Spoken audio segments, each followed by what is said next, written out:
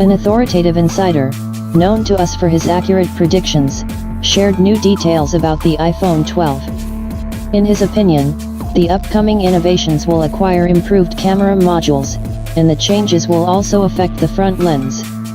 At the same time, the insider stressed, Apple is not going to introduce the USB Type-C standard in this generation of the iPhone, and will leave in its smartphones the usual Lightning plug.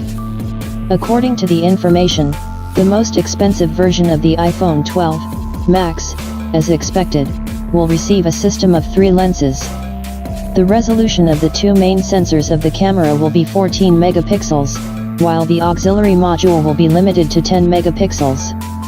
For comparison, the iPhone XS and iPhone XS Max are equipped with 2 12MP lenses. The insider is confident that the front-facing camera of the new iPhone will also become noticeably better.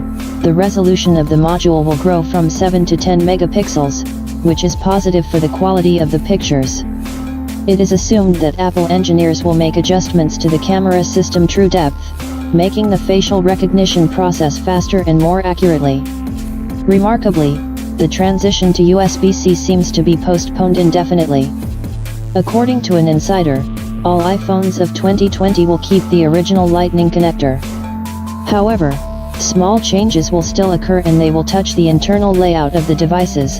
The battery will change from L-shape to square shape, and the motherboard will be located a little differently, due to the new design features of the main camera. Recall that Apple will present the iPhone lineup in September of the next year. It is already known that the new products will get high-speed Wi-Fi and improved Face ID sensors. At the same time, the line of upcoming Apple smartphones, as in the past year, will consist of 3 models: iPhone 12, iPhone 12 Max and the successor to the iPhone 11 Max.